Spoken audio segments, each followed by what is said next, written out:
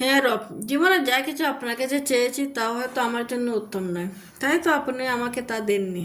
এখন আর চাওয়ার মতো তেমন কিছু নেই।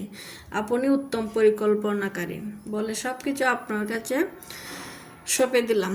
এমন এখন শুধু এতটুকুই চাই, মানসিক চাপ থেকে আমাকে একটু মুক্ত করে দিন। কিছুটা মানসিক শান্তি ও মনে বড় নিঃশ্বাস নিতে চাই।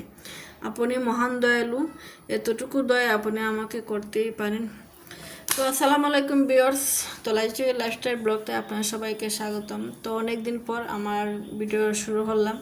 তো আপনাদের সাথে একটু একটু অ্যাক্টিভ থাকছি, বাট আমার সাংসারিক কাজকর্মকে আমার অ্যাক্টিভিটিস নিয়ে কোনো ভিডিও শেয়ার করতে পারি নাই। তো আজ অনেক দিন পর চলে আসলাম। তো আমি অনেক অসুস্থ ছিলাম। আমার দেশের বিদেশের সব আপুদের ভাইদের অসংখ্য ধন্যবাদ, আমার জন্য অনেক অনেক দোয়া করছেন। আর আপনাদের দোয়ার ভালোবাসায় আমি আজ আপনাদের মাঝে আবার ফিরে আসলাম নতুন একটি দিনের নতুন একটি ভিডিও নিয়ে। তো আপনারা আমার পাশে সবসময় ভেবে থাকবেন, আপনাদের ভালোবাসা হয়তো আমি একদিন এগিয়ে যাব। আপনাদের দোয়ায় আর ভালোবাসায় হয়তো আমার মনে একটু শক্তি পাই। আর আমার যারা আপুরা আছেন, অনেকের ভিডিও আমি দেখতে পারি নাই বিভিন্ন শারীরিক সমস্যার কারণে। তো অনেকের দেখে নিছি, আবার দেখা হয় না। তো যাদের তো দেখা হয় নাই আস্তে আস্তে দেখে নেব। তো আমার জন্য দোয়া করবেন, আমি যেন আরেকটু ভালোভাবে সুস্থ হতে পারি, আপনার মাঝে সুন্দর একটা দিনের মুহূর্তগুলো আমার শেয়ার করতে পারি, সুন্দর ভিডিওগুলা। তো এইদিকে চলে আসলাম আমি আমার মেয়ের ক্লাসগুলোতে। আসলে আমরা মারা যেহেতু অসুস্থ হয় না বাচ্চাদেরকে তো আর থামাইয়ে রাখা সম্ভব না, ওদের তো পড়ালেখা আছে। আর আমার বাচ্চার তো এমনি অনেক পড়ালেখার ক্ষতি হয়ে যেতেছে, আমি যেহেতু অসুস্থ। তো ওর ক্লাসে নিয়ে গেলাম, তো ক্লাস করে আসলাম বিকালবেলা। তো একটু ছাদে আসলাম, চারিদিকে দেখেন সবুজের শ্যামলা আমার এই বাংলাদেশ, আমার এই ভাষাটা। তো অনেক ভালো লাগে যে সময় প্রকৃতির সাথে মিশে বসে থাকি, কথা বলি। আসলে প্রকৃতির ছোঁয়াটা না অনেক ভালো লাগে। এখানে জানি প্রকৃতির সাথে আমার একটা আলাদা ছোঁয়া। তো আমার ছাদ বাগানের অবস্থা একবারে খারাপ, আমার গাছগুলো এখানে জানি মরে যেতেছে। তো অনেক যত্ন নিতে পারি না, আম্মা যতটুকু পারেন যত্ন নিতে আসেন। তো এখানে হয়তো গাছগুলো মরে যেতেছে। তো যেতটুকু জায়গা আছে যাই হোক, তারপর একটু সুন্দর হয়ে গুছিয়ে নেব, আল্লাহ যে আমাকে একটু সুস্থ হয়ে দেয়। তো এদিকে চলে আসলাম রুমগুলো গুছোতে। তো এক এক করে রুমগুলো গুছিয়ে নেব। তো আজ আসলে রুমগুলো ডিপ ক্লিন করবো না, ডিপ ক্লিন করা হয়েছে আগে। তো আপনাদের সাথে আর ভিডিও শেয়ার করা হয়নি, যেহেতু অনেক শারীরিকভাবে অসুস্থ। আর অসুস্থ থেকে দেখবেন ভিডিও করাটা অনেক কষ্টদায়ক, আর তেমন সময় পাওয়া গেছে না, ব্যস্ততার মাঝেই ছিলাম। তো আর ভালো লাগে না এডিট করো ছবি কি হরো, মানে আসলে এগুলো ভিডিও করতে আমার আর এখানে জানি এনার্জি দিতেছিল না, তাই আপনাদের মাঝে আর তেমন একটা ভিডিও শেয়ার করতে পারি না। তো আছে একটু ধৈর্য একটু শক্তি নিয়ে আপনাদের ভালোবাসা পেয়ে আবার চলে আসলাম। আসলে আমার মন পড়ে থাকে সেই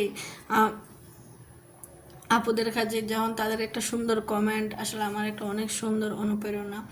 আমার অনেক আপুরা দিদিমণিরা অনেক সুন্দর সুন্দর কমেন্ট করেন, আসলে মন ছুঁয়ে যাওয়ার মতন। ওরা আমাদের ওই দিদিমণিরা আমার জন্য এত সুন্দর দোয়া করছেন। আসলে আমি দেশের বাইরে যে এত ভালোবাসা পাবো এটা আমি কখনো ভাবি নাই।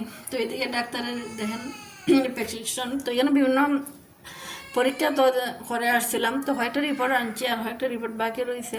তো এগুলো আম্মু সবসময় ইউটিউবে চার্জে দেখবা কী সমস্যা হয় না কী হলো, মনে এখন সারাদিন এগুলো নিয়ে গবেষণা করবা। আসলে মারা এরকমই, একটা বাচ্চা অসুস্থ হলে তাদের বেশি টেনশন থাকে। আমার যতটুকু কষ্ট না হয়, আমার তার চেয়ে বেশি কষ্ট পান আমার আম্মুই। তো যাবো আর দুই একদিনের ভিতরে আবার টেস্টগুলো রিপোর্ট কি আসলো, আর ডাক্তার আবার দেখানো বাকি রয়েছে। তো দোয়া করবেন যাতে আমি পুরোপুরি সুস্থ হয়ে আপনাদের মাঝে আমি সুন্দর ভিডিও উপহার দিতে পারি। তো এক এক করে কথা বলতে বলতে আমার রুমগুলো গুছিয়ে নিলাম। আর দেখেন এই রুমটা মানে রং করা হয়েছে প্রায় 1 বছর হয়েছে, কিন্তু ওই জন্য কি জানি একটা সমস্যা হয়, এইগুলো ফেটে রঙগুলো উঠে যেতেছে, দেখতে খারাপ লাগতেছে। আসলে কিছু করার নাই, একটু মানিয়ে নিতে হবে। আচ্ছা, প্রতিটা রুমে এইরকম হইতেছে, এখানে যায় না।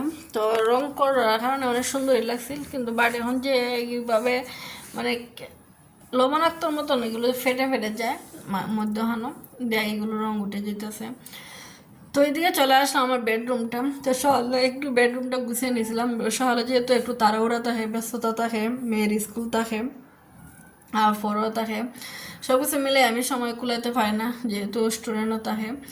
তো একটু গুছিয়ে নিয়েছিলাম, চলে গেছিলাম ব্যাংকে। তো ব্যাংক থেকে চলে এসে কাজকর্ম শুরু করছি। তো আমার বেডরুমটা এখন আবার একটু ঝাড়ু দিয়ে নেবো, আর এগুলো একটু পরিষ্কার করে নেব। আসলে যেহেতুই অসুস্থতাকে দেখবেন, দিন শেষে কিন্তু আমাদের এই এই রুমটাই আমার শান্তির একটা জায়গা। আমি কেন জানি না, আমি থাকতে পারি না, আমার অপরিষ্কারগুলো পছন্দ না। আমি যতটুকু পারি সবসময় আমার মানে শরীর ভালোতা হোক আর অসুস্থতা হোক, আমি সবসময় চাই আমার রুমটা পরিপাটিতে হোক। তো যতটুকু পারি আমি চেষ্টা করি আমার রুমটা পরিপাটি রাখা, আমার যা আছে তা নিয়ে সুন্দরভাবে একটু গুছিয়ে রাখার।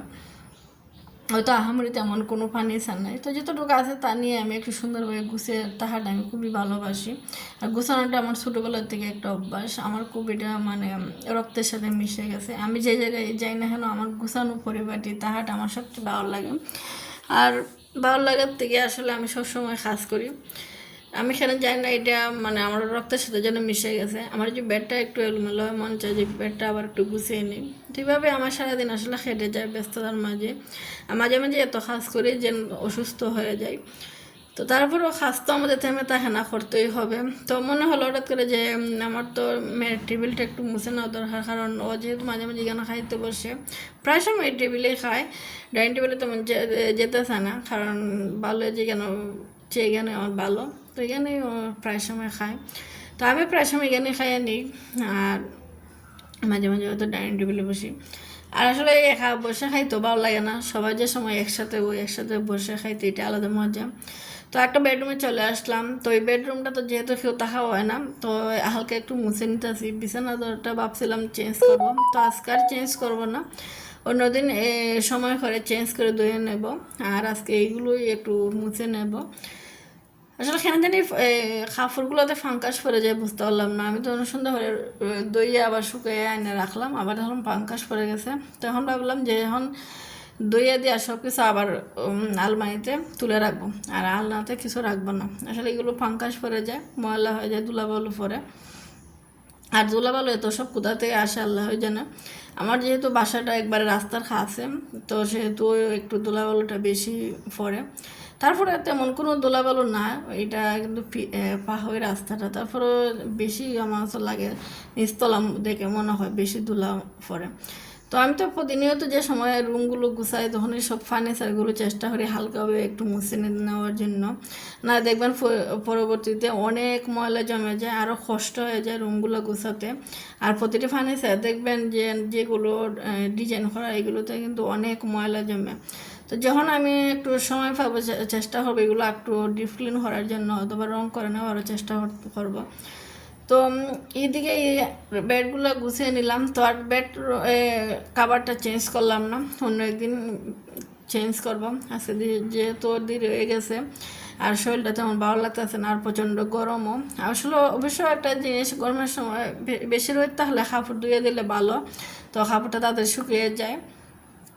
তো বেশি গরম হয়ে যায়, আমি আবার কাজও বেশি একটা করতে পারি না, অসুস্থ লাগে, ভালো লাগে না, বিরক্ত লাগে।